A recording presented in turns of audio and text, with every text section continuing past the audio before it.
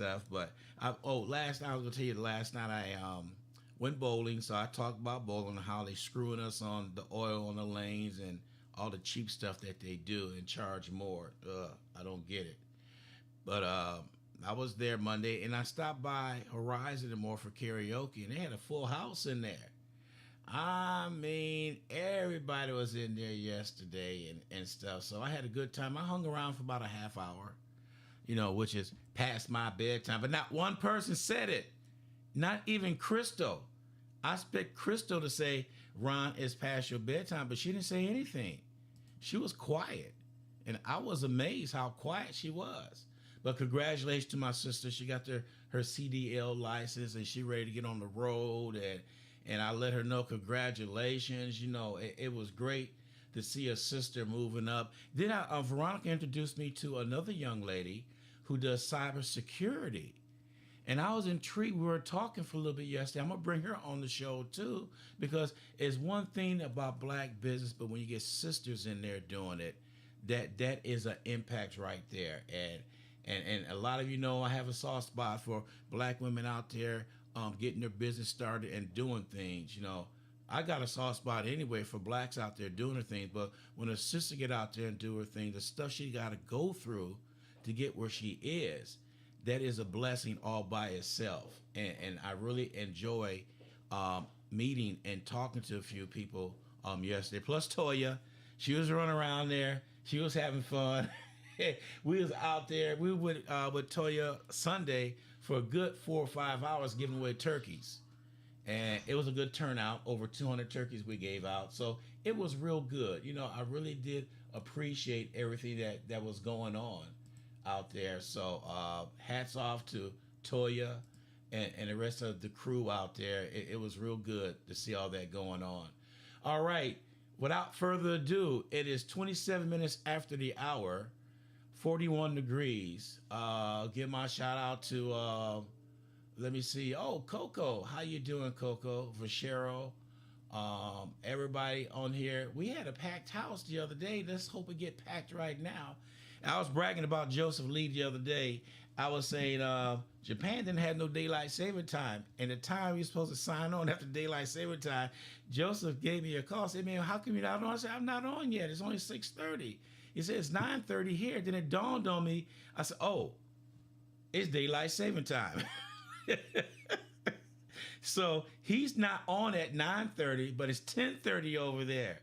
So hats off to him for 10:30 over there in Japan, and he's up and ready to go. And Joseph, let you know we had Martha on Monday, and she did a good job, and she remembered your website verbatim. She said, I can't believe I remember that. I said, well, you know what? That's how Joseph picked people. Memory. You did it. You did right. And she said it off like it was no mine is problem, slipping. Joseph.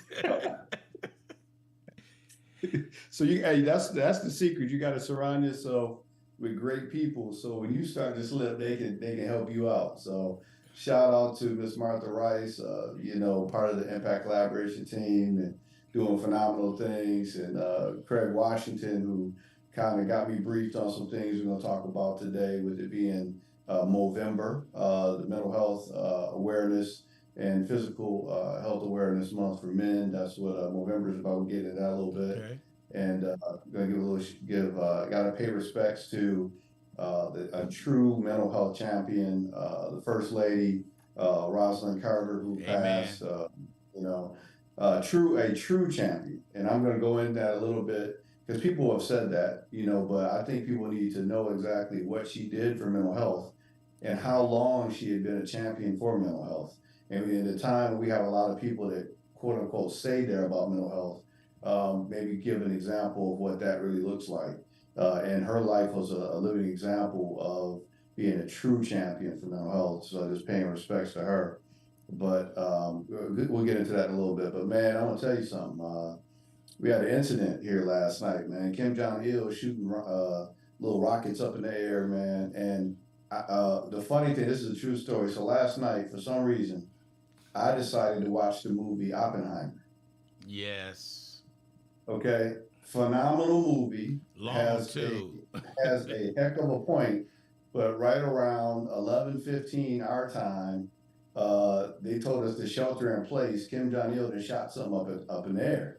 And I'm like, how in the world did this happen at the same time that I'm watching Oppenheimer? That's my life, Ron. That's what happens with movies and me. When we first got married, my wife told me, at that time she was my fiance. She told me to watch this crazy movie, The Ring. And as soon as she got done with The Ring, well, I got done watching, she gonna call me. Trust me, that went to voicemail. If you've seen the movie, you know what happens. Yeah, I don't think Yeah, I answered my phone for a good week, or yeah, anybody's phone for a good week. It went to voicemail. So that was a little something, a little adventure, but a little levity, a little joking to start today off. But the reality is, when I started looking back, I remember, first of all, when President Carter was elected. I'm old enough to remember my grandfather and my grandmother voting for Jimmy Carter back in the day, and I remember him being just a decent man, and yes, now you understand a little bit more about him being a peanut farmer, previously, or then even after. I think he went back to doing that, or before he was doing that for sure. But his wife, First Lady Rosalind Carter, just to kind of, lay out some of the things that she did, which was, this is back in like the 70s, in 1979. Well, first of all, she was a mental health advocate, and she actually became an honorary chair for the Presidential Commission on Mental Health. And she lobbied Congress to ensure that insurance companies provided adequate coverage for mental health care. So in 1979, she testified before Congress for the Mental Health Systems Act. The act was signed by her husband, Jimmy Carter, provided grants to community mental health care centers, just like the Ham Clinic, which is where I got this information. I'm going to give that information so you know what the Ham Clinic is. But those grants made it possible for people to provide affordable, holistic mental and behavioral health care to clients. And then 1979, Ms. Carter addressed the World Health Organization and provided data she had previously gathered, and emphasized that the mental health is an integral part of overall health, and identified mental health care as a basic human right. Now, this was back in 1979, yeah, right? So this is something that continued, and I think instead of flowers and sending different memorial type things, she had requested that people send donations to mental health organizations, things like the Ham Clinic, and just supporting mental health care even to this day. So a true champion for mental health, and that's what it looks like.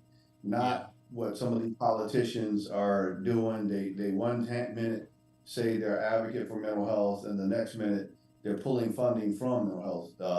Paying not and not even giving legitimate or laws with teeth to address the issues. To get these guns and things off the street that need to be removed. So a true mental health champion, First Lady Rosalind Carter, just had to say, much respect, rest in peace. And we yeah, need to see more folks in positions of power. And thank goodness for platforms like this that, try to get the mission out and the message out about, mental health. So, so with this being said, the Ham Clinic, where I got that information, and let me just say what the Ham Clinic is. So the Ham Clinic is a multidisciplinary team of social workers, clinical counselors like myself, psychologists, psychiatric professionals, to support each client's health. They are out there to provide collaborative relationships between each client and provider. And you can check them out at hamclinic.org. So that's a resource that people can look at, hamclinic.org, to get some additional mental health services and affordable mental health services. Obviously, you can go to our website, iccsmi.com, where we have life coaches and therapists that are available and going to be doing some things in terms of workshops and things of that nature. And having individual practitioners and counselors available in the Michigan and Texas area. Yeah. right now, then also internationally as well in terms of life coaches. So, um, so just want to get that out there, and then transition to the month of November, which is now known as Movember, right? Movember. So you ever hear this saying where this part of the fun part of Movember is, this is the time that guys start growing out their mustaches, growing out their beards. That's I didn't know that that was a thing. That was a thing that is actually kind of highlighting November. It's an international event that takes place in November to raise awareness on mental health issues such as mental health, suicide prevention, prostate cancer, and testicular cancer. And it's a project to kind of get things and get that to the forefront, because as guys we kind of don't take care of ourselves like we need to. Yeah. We kind of wait to the last minute, or we wait till it's an urgent issue. So this is an attempt to be proactive. So you can actually pull some information. I'll give a resource here. You can go to, and I should probably put this in the chat. I'll put this down in the chat for the Facebook Okay. Facebook audience.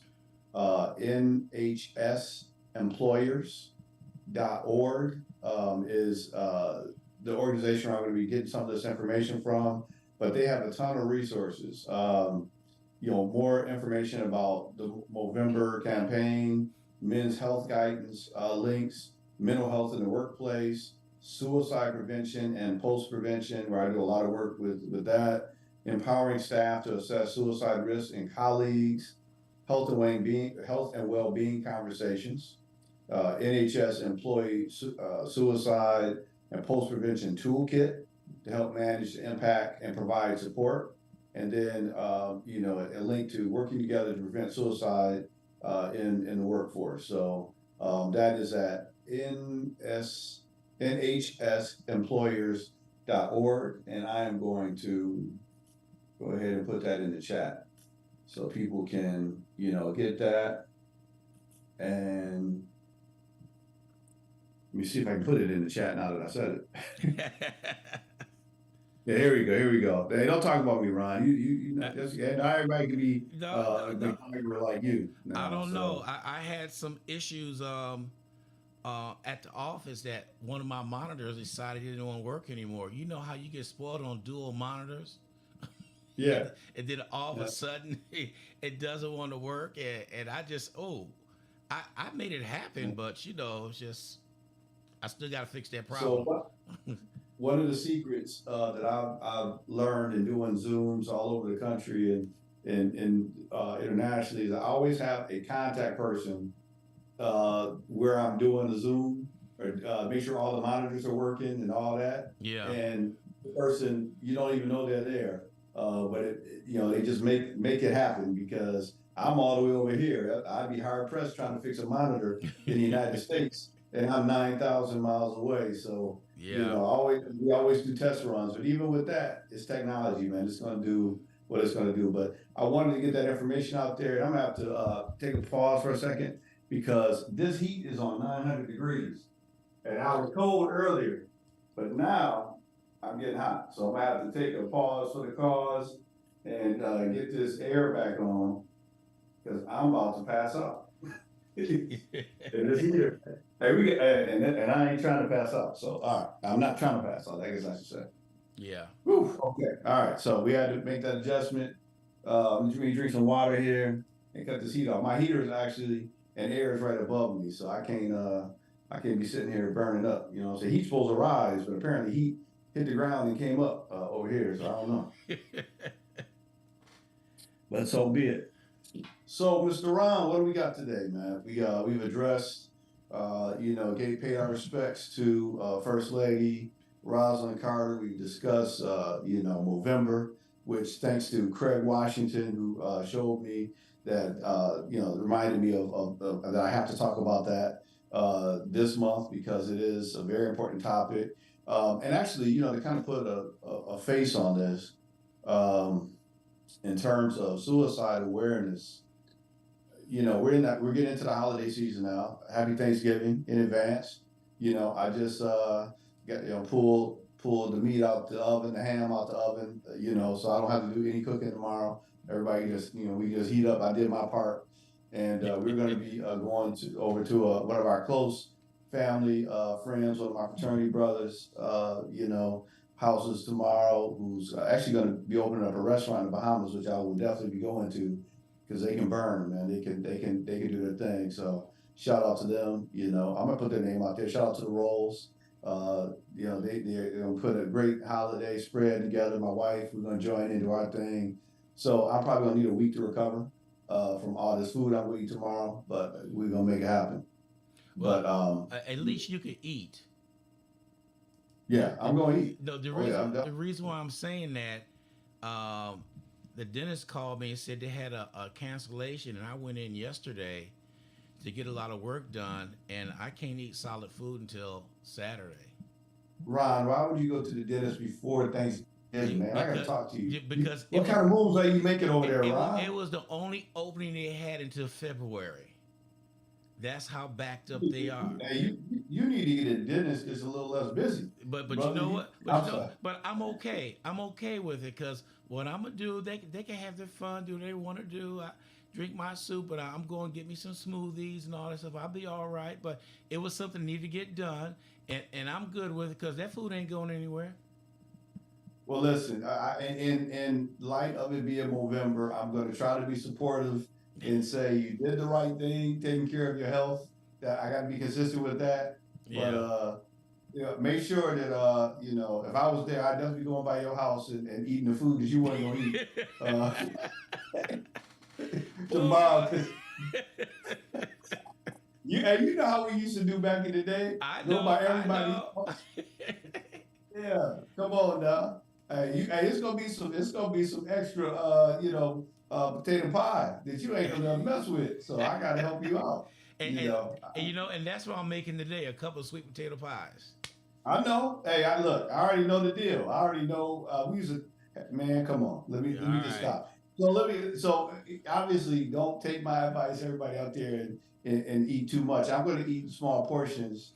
Throughout the day, and that's going to be lunch for the next week or so. So I'm not going to gorge myself too much, but don't hold me to that. Don't hold me to that. It's a holiday. It's Thanksgiving. You know what I'm saying? I Right. gotta I do do I my do have thing. I do have one note to share with you. I talked to this young man Uh, um earlier this week, and the topic came up on mental health, and he said that his parents, or at least his mom, suffer from mental health, and he found out if he's over there supporting her and talking to her and everything, she is much calmer and better because she has somebody to talk to.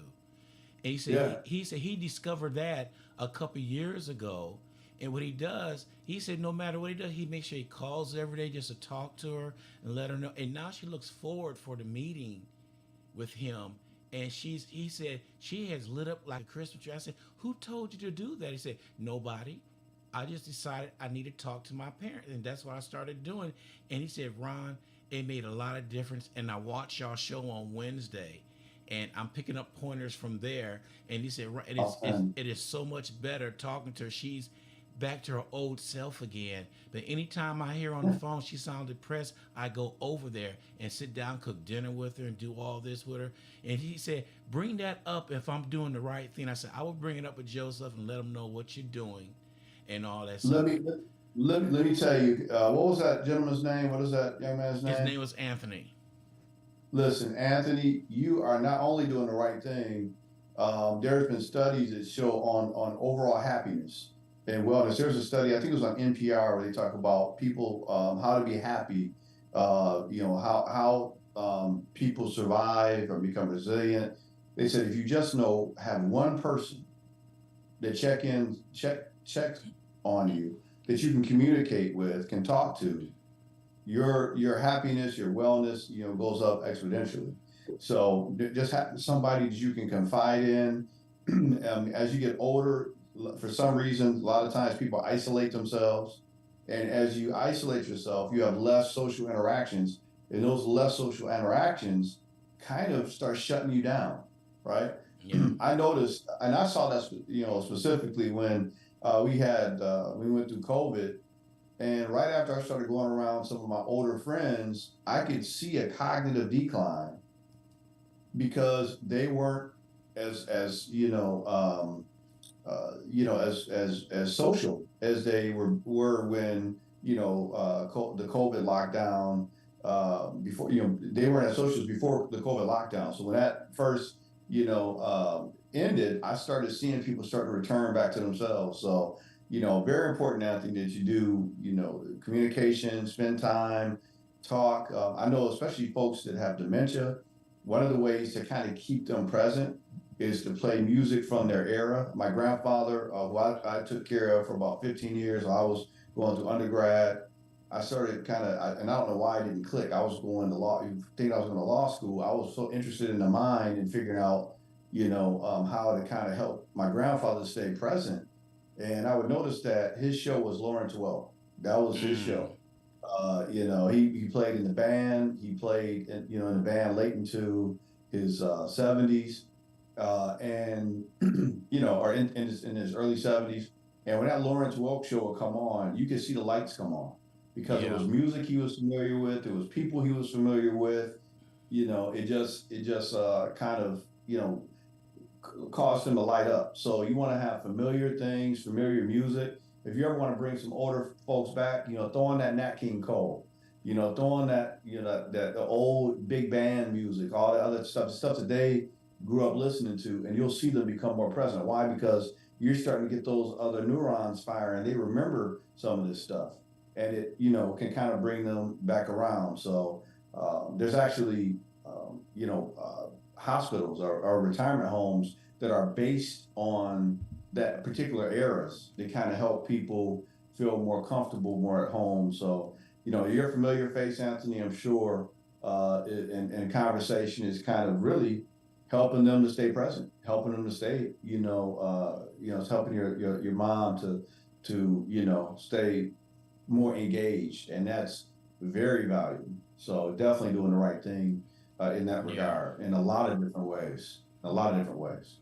Yeah. And when you So when you're talking about that, I'm in the process of visiting three um, nursing homes that I'm gonna start going over there on certain Fridays and play music for them after lunch. That's one of my goals to start in 2024. Is start going out yeah, to assistant living places and see if I get out there and just do what I can do for an hour or two. yeah. You You know. know what? And you're gonna be surprised, Ron, when you start spending time with seniors, how much you get out of it. Yeah. I remember the first time, I think I was in Florida. I did a lot of different jobs, Ron, man, when I was young. I did a lot of different jobs, but I was, I think, in financial services. In the summer, I was in education during the school year. So I would moonlight doing this, selling insurance and annuities and all that. And I remember 9/11 happened. I was in Florida at 9/11, and I had to go by this older lady's house. And it was out in the sticks a little bit. So I was a little nervous because I was out in the sticks in Florida, and if anybody lived in Florida Hmm. in the Ocala area, what's out in those sticks. You Yeah. got anything, alligators, exotic pets that people don't let out, and it in turn into whatever. So I went to this house, and this lady was so calm. And 9/11 had just happened. I don't remember people remember how we were looking up in the air, waiting for planes to drop. We were, wondering if, we were going to be under attack. And I was thinking that this lady was going to be, kind of nervous, kind of, as we said, used to say back in the day, kind of shook. We thought she was going to be kind of out of sorts, and I was going to have to calm her down. Ron, this lady was so calm, and I, we got in there. We were talking about her, financial assets and how to protect them, and setting up annuities and all that type of stuff, or so that she can have a guaranteed income for the rest of her days and pass on some things, and I had to ask her. I was like, you seem pretty calm to be out here by herself, with all that going on. And she said, and I'll never forget, she said, I can't talk like her, obviously, but she was like, baby, I lived through the Depression. I've lived through World War II. This too shall pass. And I just looked at her like, wow, you know, I'm out here, I'm looking at my phone every few minutes, wondering what's going on. Every time I drive past a truck, wondering if it's gonna blow up or something's gonna fall from the sky. And that lady was so calm. So I took something from that, you know, and it was really like a living example of faith and grounded in, you know, I didn't even have to ask if she had a religious foundation. When she said, "This too shall pass," Yeah. that didn't come from something she just learned yesterday. That's how she lived her life, you know. So it's just jewels like that. When you're around people that, I know my aunt used to say, old people don't get old by luck.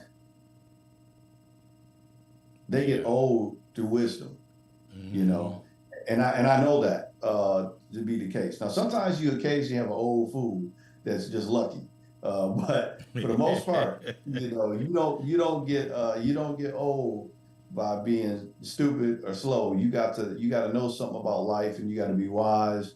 And a lot of times they're grounded in things that we can learn from. So I think you're gonna get a lot out of it. I know they're Yeah. going to get a lot out of, you know, that social interaction. So it's a good thing. I think that's one of our greatest treasures is our seniors. And I can say it. I lived it. Amen. You know, I miss my grandfather even to this day. But I can hear him, you know, saying, "All right now." And I know he's still doing stuff because that's how my cousin Amir was like my uncle. His nephew showed up here in Okinawa at the same time I did. Now you can't tell me my grandfather didn't have something to do with that, Right. you know. And it's, so you know, and that's about our culture. You know, we believe in the ancestors, you know, Yeah. and following that wisdom. And I think we need to get back to that, you know, in terms of understanding, um, you know, and listening to what they have to say. A lot of the young folks, you know, younger folks, I'm blessed. I get a lot of the teens that listen. You know, my slogan for impact counseling has been counseling may not take it, the youth can't relate. And for some reason, I'm relatable with a lot of youth because I've gone through some things and they can sense that, right? Yeah. So they listen, a lot of them. Some of them have to bump their head and try it out, you know. So I've got to, you know, help a few folks that way too. But at the same time, I think the more we listen to these seniors and we listen to people that have been down the road, and they drop you know knowledge on you like, hey, it's nothing new under the sun, meaning that the stuff we're doing and thinking we're doing, they've already done that, been there, got the T-shirt. It might have been a different artist, might have different era, Yeah. different situation, but it's still the same. And I think, you know, I know I wouldn't be here if I hadn't listened to, my grandfather and those folks out in Auburn Hills, you know, Justice Moore, Mr. Triplett, you know, Mr. Graves. I goes on and on. Mr. Todd, Mr. Mayfield. I can just keep going. Mr. Smart. You know, these are all people that I grew up with that look like me, that took the time to check on me and make sure that I was doing the right thing Yeah. and had a parental authority if they caught me doing something. I should, Mr. Spencer, Yeah. these are all folks. Mr. Adams, you know, these are all folks that, you know, Mr. Mundy, I can keep going on. These are all folks that invested in the youth. They cared about, you know, us and would let us know, hey, you need to straighten up. You need to get it together. If you want to live like this or look like your grandparents or whatever, there's certain things you got to do. You got to go to school. You got to be respectful. Your name means something. Yeah. You got to carry yourself a certain way, you know. And a lot of those lessons aren't being taught the way they used to be, or they're not being received the way they used to be. You know, respecting educators. I talked to one of my high school teachers this past week to let him know, you know, find out, you know, what he thought about the show. And come to find out, his name is Larry Donston. Went to Creston, one of my Creston, teachers. Went to Western. He had a political science degree. Used to teach me about government. I went to Western and got a political science degree, right? And so you got to learn how to follow your elders, listen to folks, and you know, follow in footsteps, you know, because it'll teach you something. But a lot of these youth, man, they think they get on TikTok, you know, they get Yeah. on Instagram, they get on Facebook, and they think that this is reality. Knowledge without wisdom is nothing.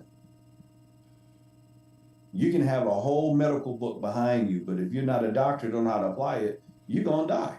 You know what I'm saying? You can't complete it.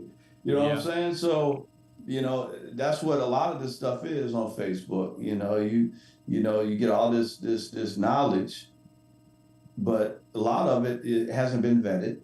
A lot of it is garbage. A lot of it is for likes, and it's not really about legitimacy. We've been doing this show for little over a year now, and praise God that we've got the listeners that we do on the multiple platforms. But I think it's because we are putting some knowledge out here, some hard fought, expensive knowledge out yeah, here that sometimes I bill for this knowledge that I'm giving for free on this show. yeah. But like just like great people like First Lady Rosalind Carter, it wasn't always about money. It's about helping people. Right. It's about investing in folks, investing in our sense of community, investing in our kids, Oh, amen. investing in our kids. Psychologically, emotionally, and socially, and how to interact. And we've got to live a certain way to invest in our kids, if that makes any sense. I see a lot of people, they want to talk to our kids, but back in the day, they're not living like anything. And kids see that. And a lot of times, if you're not living like nothing and you try to tell the kids something, they're going to look right through you. So we got to have some people make some good choices so they can actually, you know, reinvest back into our kids. Yeah, And there's a lot of need out there, you yeah, know, and you got to spend that time too and be available. So anyway, yeah. I'm off my soapbox. All right, What else we? here's a quote from Dr. Martin Luther King when he says, Mhm. "We need leaders not in love with money, but in love with justice, Come not on in now. love with publicity, but in love with humanity." You know, and when you were talking earlier, I remember going to the barber shop, listening to them old wise men talking, playing checkers. It was a lot of wisdom in that barber shop. And then Yeah, man. when you messed up, back then, we had the afros and all that stuff. When you messed up, Yeah, it was a thing that we named it, we called a collision haircut. And people said, "What do you mean collision?" I said, "You got in trouble, did you?" Because that's when your old man brought you in that barbershop. You sat down there, and them clippers hit that head. You was shaved bald. You was shaved bald headed. Back then, bald head was not in. But when you yeah, yeah, yeah. when you came to school bald headed, everybody knew you got in trouble. That was their way. All right, I could show you better than tell you. But that brother never messed up again. Yeah, I tell you what, there's still some folks that are still doing collision haircuts, and they don't think it's stylish. Now, for those of us that have chosen this look, I Yeah. mean, it's cool. But when you're a child that's got, maybe not afro, it might be locks, it might be braids, you got to shave all that off. I think it'd be a good thing, to Yeah. get the attention, whatever you got to do to get your mind back right. And I know I work around a lot of military personnel, and I will say there's a branch that I know of that when they kids mess up, they get that they're still doing that treatment because they come Mm-hmm. back to school with that buzz cut. Yeah. They're like, oh yeah, you didn't messed up, man.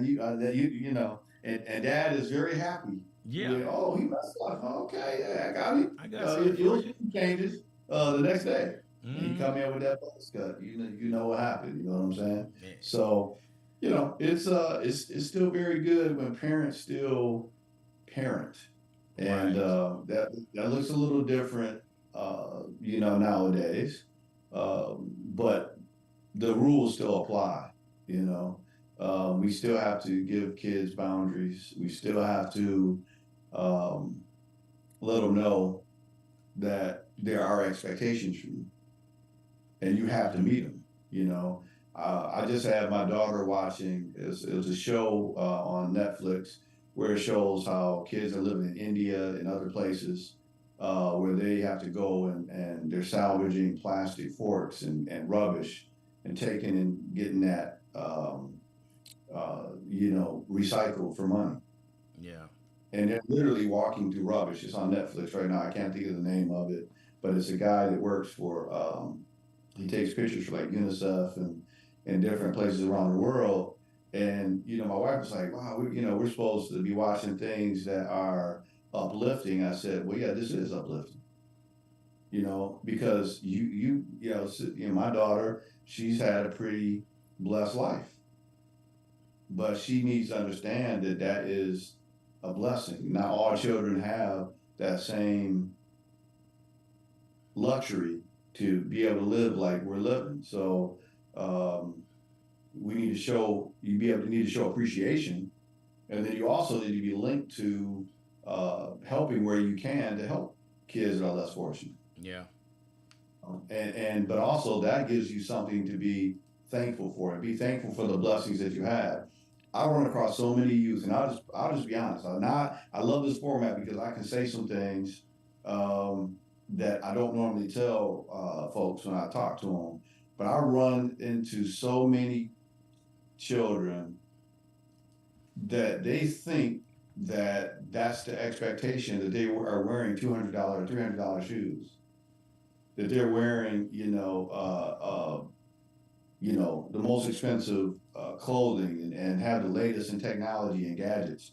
And if that's the expectation, what's going to happen when they can't afford that right out of school, right out of high school? Well, that's when it takes You know, another turn. well, so I think we need to manage expectations, and I don't say it's bad to do these things for our youth, but they need to understand the cost that's associated with that, Yeah. and how mom or dad is paying for this stuff. You know, the education we've had to get, the fact you see us going to work and all that, and you need to develop that work ethic, and we hold those kids to work ethics, and I think that's another thing.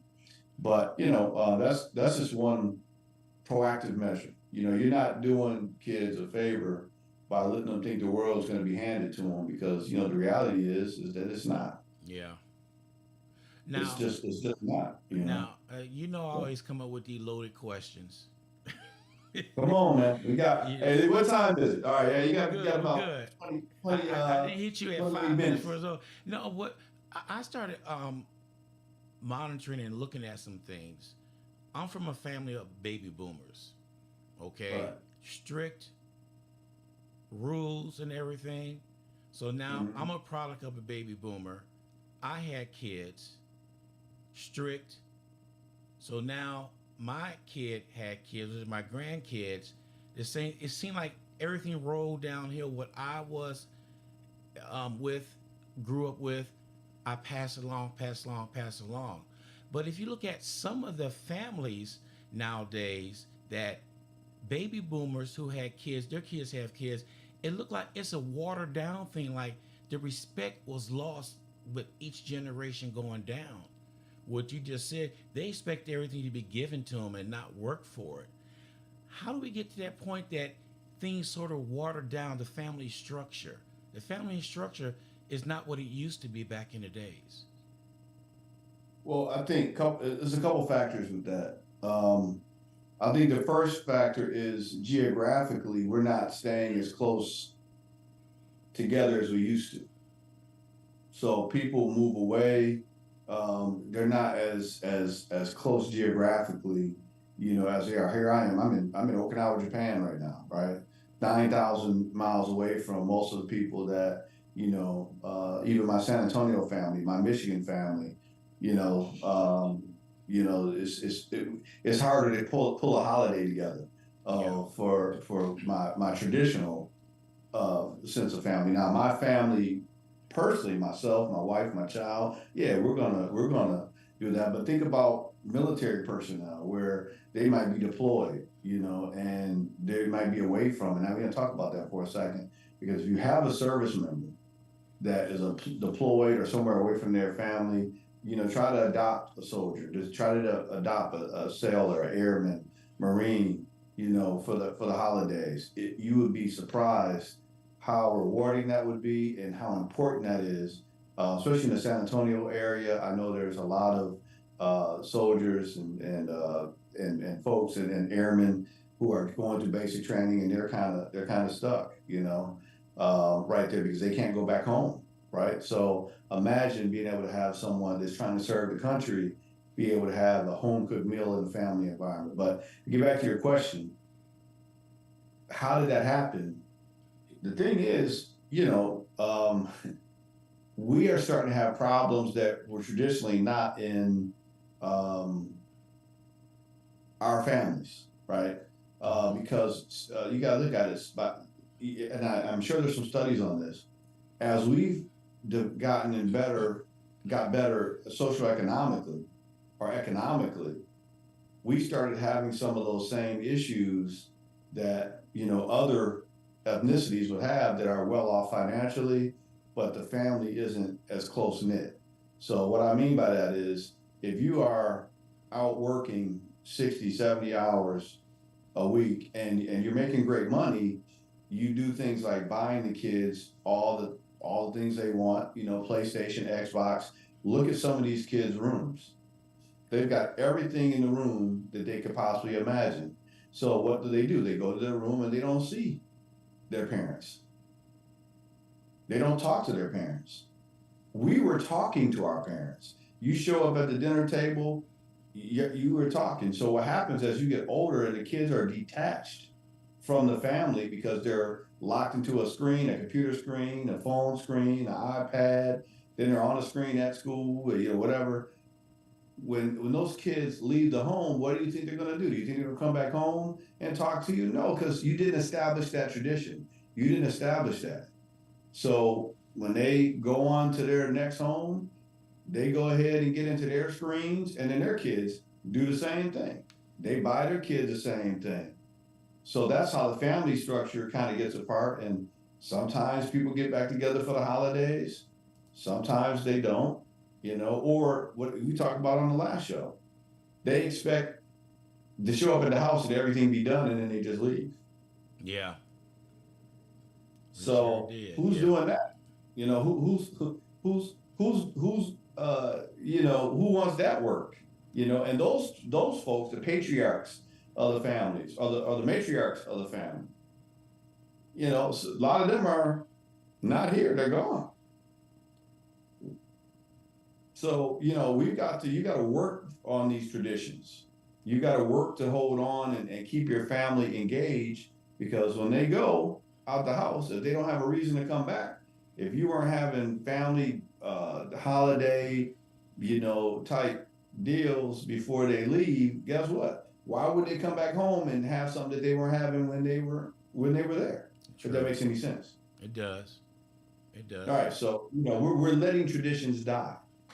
And I think we need to get back to, spending time together, getting off electronics, sitting at the table, just looking at each other, You said the laughing to word death. tradition.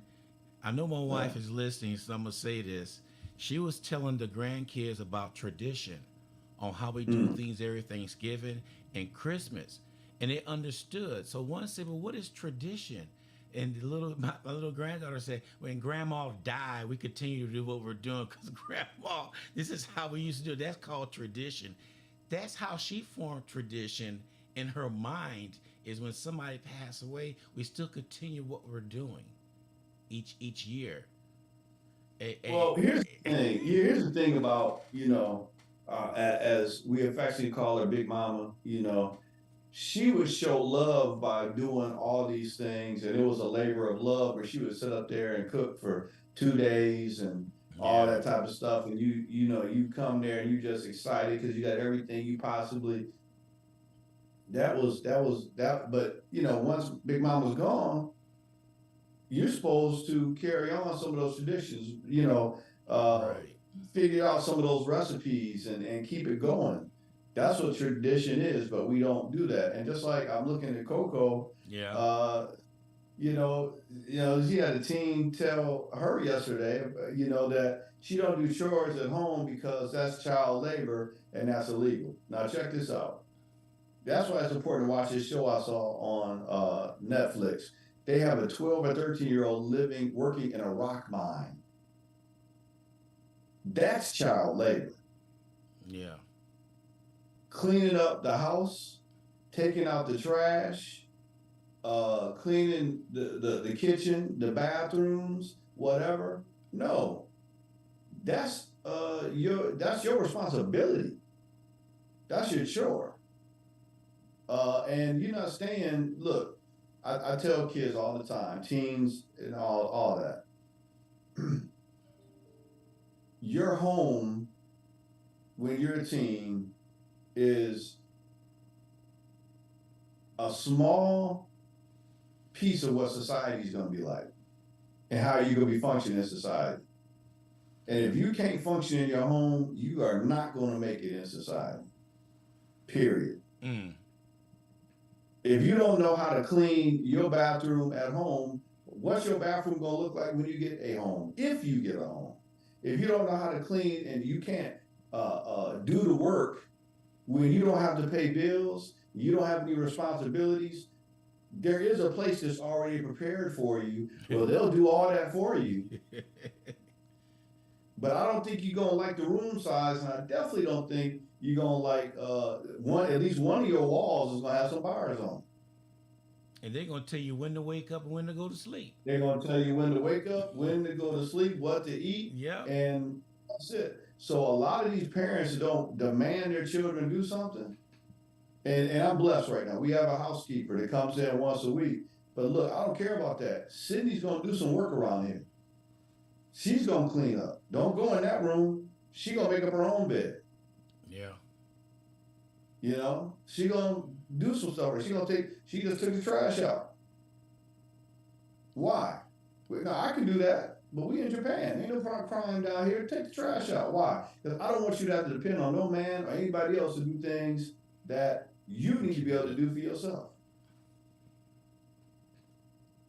You're gonna be making money. You're gonna have property. You're gonna have all the things that being my daughter should afford you. But trust me, you're gonna be able to take care of everything you're given. If not, you ain't getting it. Yeah. You said a mouthful right there about kids' responsibility and everything going on, because that's what's going on right now. They so used to having things given to them, the hand Oh is my God, always out. Ron, you have no idea, man. You have no idea what I see sometimes with these kids. I'm looking at them, and I'm like, I tell the parents, you're doing too much. You're doing too much. If your child doesn't have straight A's, there's no sense in them putting on the Jordans. No Yeah. sense in it. If your child isn't doing straight A's and seeking and going aggressive for an education, why are you giving him $1,000 computer to hold in his hand? He ain't gonna be able to afford one. Why are you doing it? You're setting him Yeah. up for failure. I'm gonna tell you something. We had some hard knocks Oh. coming up. Yeah. But let me tell you, one of my mentors gave me, and I always listen, because Clyde Poe, one of my mentors, and shout out to him. And my grandfather was one of his mentors. See how that works? Yep. And he told me something last week. He said, and I know we got, how much time we got? We got a few minutes. So he said there was old folks like to give you analogies. I noticed they give you a story. So I got to pass this story on because I think it makes a point. I just said this to a group of 200 people I was talking to. I said, pressure comes for a reason. Hard knocks come for a reason. And one of the worst things we can do as parents is make things too easy for our kids. And I'll explain this. So the analogy I was given was there was two guys that were fishing, going out to go fishing. And the one guy saw a butterfly trying to come out of a cocoon, and it was, it just made it through the antennas were just getting out, but it seemed like it was stuck. It was really pushing. So the guy pulled out a pocket knife and he slit the area that he was trying to come out of, and he went down to go fishing. And when he came back to get some more bait, he saw that the larvae had not formed completely, had fallen out and died in the sun. And he was like, man, that bothered him. So he went back down and told his buddy who was throwing a line in the water, and he said, man, I just saw something happen. I saw this, butterfly trying to come out, and I cut the little larva, cut the little cocoon so it could come out. And he fell to the ground and died. He said, man, he was like, why would God not let this caterpillar enjoy the process of becoming a butterfly and fly? And he said, well, man, you opened up the cocoon. God designed that to be a tough process because that's how the blood gets pushed out to the wings. He's got to go through something. He's got to push through. Yep. And that pushing through is what helps make him into, or her, or whatever they are. I don't know what the sex of butterfly is, but makes the butterfly a butterfly, right? So when we think we're helping our kids by making the process too easy, we're killing our kids' possibility to fly. Can't be too easy. The struggle that you go through today is preparing you for the hardship you're going to have to deal with tomorrow. And if we don't, and I see it. I see these kids, look, man, I hate to do this to them. I hate to do it. First of all, let me just say this. Will Smith is one of my favorite entertainers. I was back with him, watching him and Jazzy Jeff when parents just don't understand. I respect what he's done, but I do believe part of the issue of these celebrities, and not just Will, and Jada, they got a whole bunch of other mess going on in the marriage, right? But look at the kids, and partially what I believe is going on with them is they had financially everything that they possibly could want. So when you have that type of lifestyle, it kind of makes you a certain way.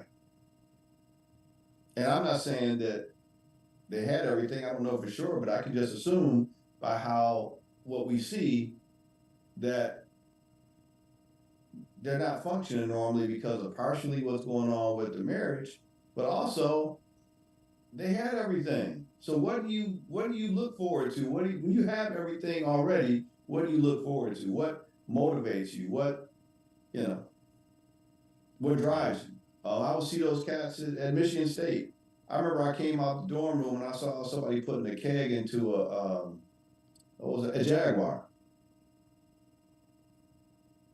You got a Jaguar at Michigan State. And putting a keg in it. And putting a keg in the back of it. I was like, okay. Different process, right? But that says enough right there. You know what I'm saying? Different process. Now, I had a nice car. I know people that knew me back in college, they're like, Joe, you had a nice car. It wasn't no Jaguar. Yeah. I had an Escort with nice rims. It was a difference. Hey, I had a Pontiac Le Mans. I remember that car. Oh, you had the Le Mans. So you were fancy. You had a Le Mans. I had a Le Mans. Okay. Yeah, Le Mans. Yeah, you had to tell. You were happy to tell people that too. I got Le Mans. Yeah. And then I ventured to a Cutlass Supreme after that. So a Cutlass Supreme. Yeah, boy, I'm telling you. Yeah, y'all doing too much out here. See, but you knew the value of work though. Yeah. And you knew you had to go out there and get it, right? And I remember I got a car, but I had to write a proposal. My grandfather was cold. Wait, he said, "Okay, you tell me why I should get you a car." I had to go downstairs and type up a proposal why I should get a car, and prove, in detail what it was going to take to keep that car maintained. Oil changes, checking the tires, making sure that the insurance was paid, I had to be able to do all that. And now people go, oh, wait a minute, yeah, he did always have a job. Yeah, Yep.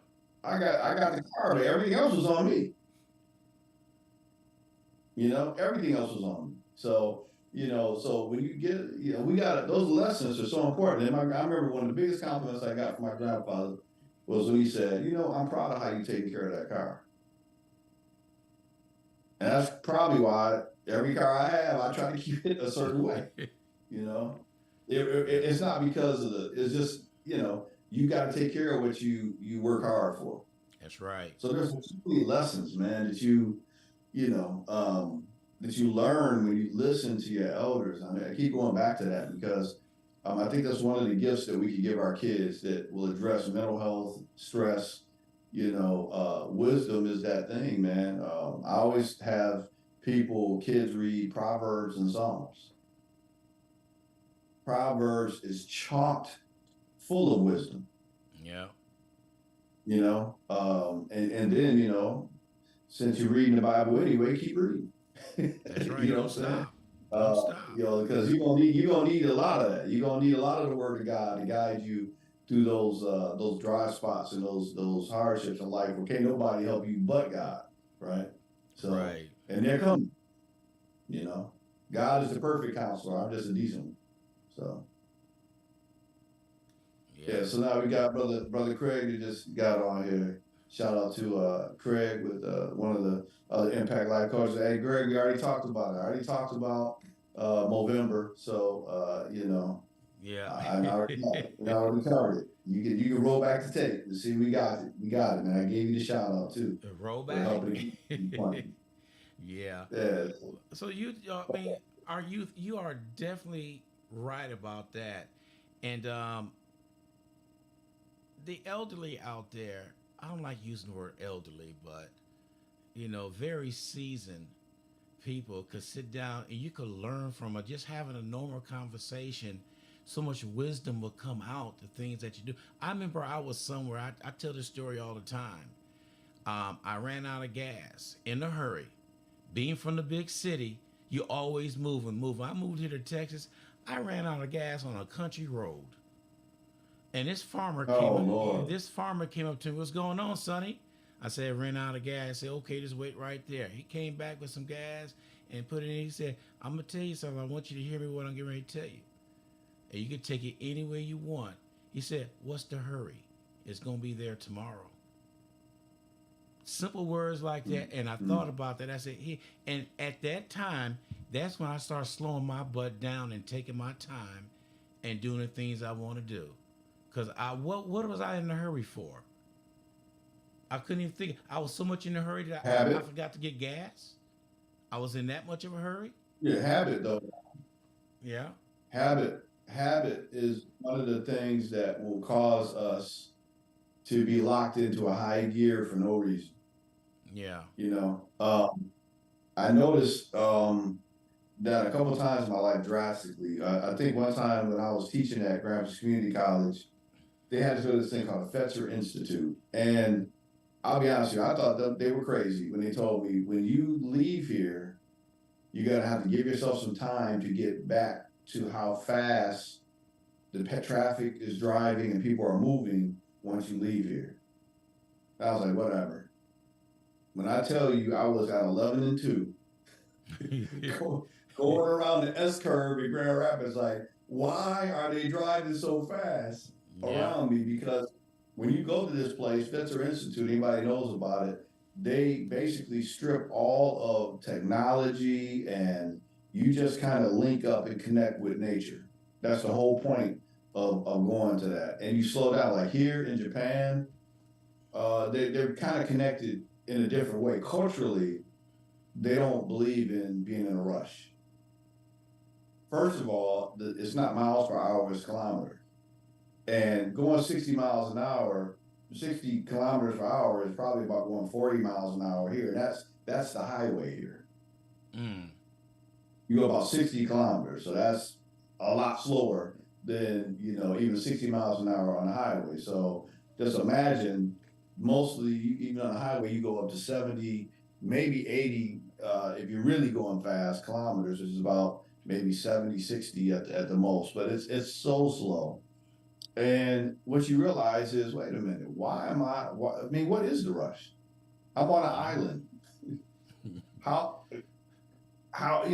we got one highway, you know what I'm saying? Like, why am I so stressed for no reason? And people look at you like you're crazy when you're trying to get somewhere in a hurry. Like, even the ambulance, don't get messed up or have a heart attack here in Okinawa, because the ambulance is going to take probably about 10 minutes to even get to you, because they you see it, that you sitting right next to the ambulance and they looking at you with the lights on, like, aren't y'all somebody dying, right? That's why the lights on. Like, it's crazy, man. Like, it's just a whole different mindset, and chilling.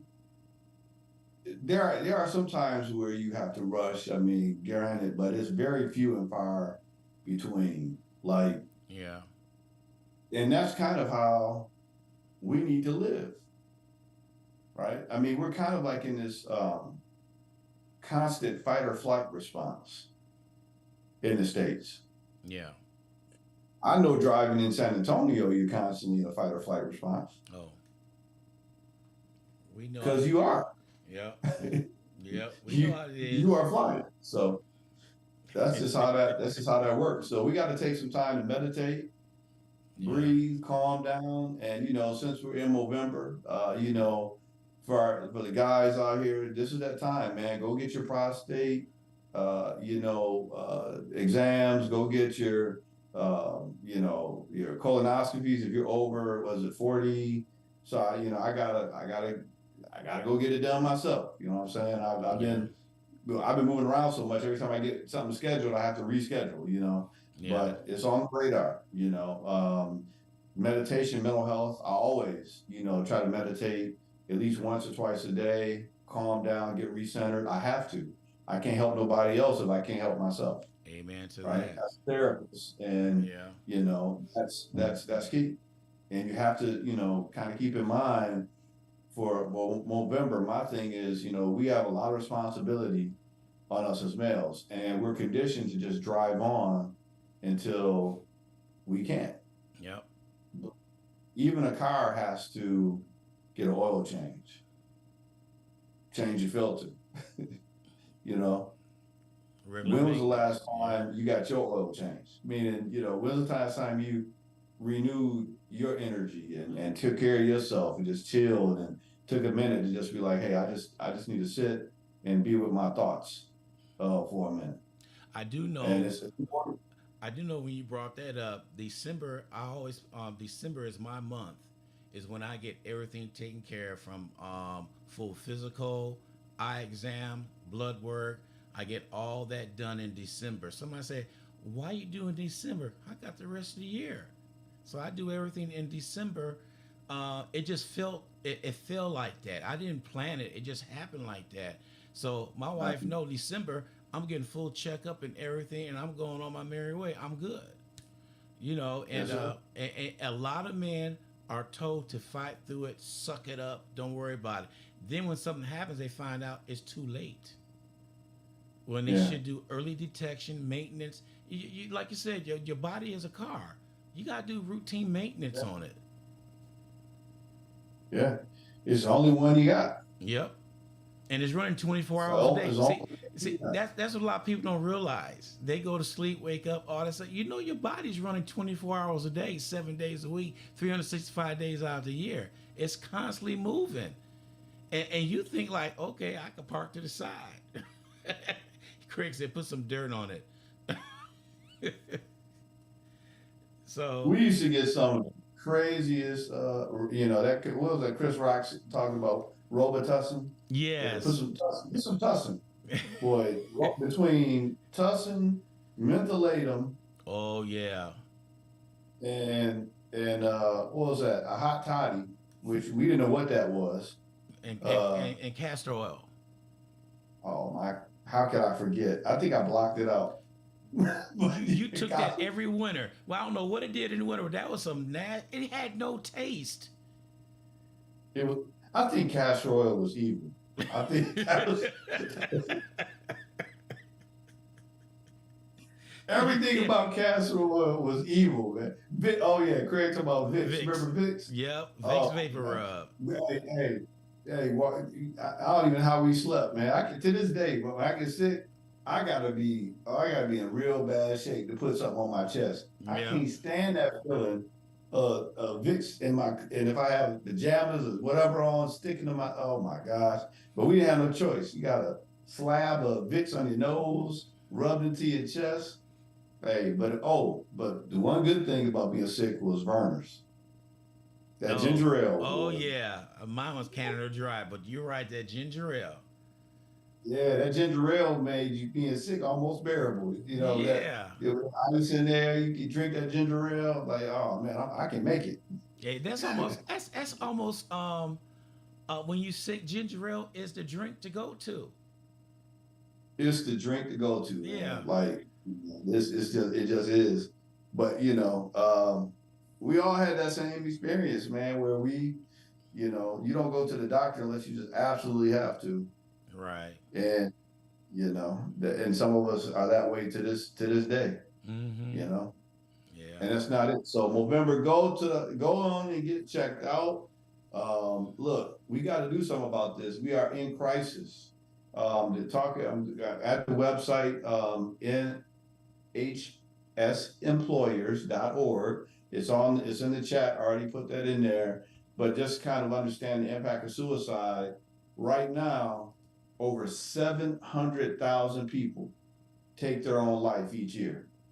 Mm. That's one person every 40 seconds, according to the World Health Organization. 1 in 15 Wow. people will attempt suicide. Champion Health, males age 45 to 49 have the highest suicide rate. And then, Mm. of course, suicide does not discriminate. So, we've got to take it seriously, reach out, check on somebody, the person that you think might be okay might not be okay. Just Right. say, happy holidays, how you doing? See if you can give somebody a plate, whatever.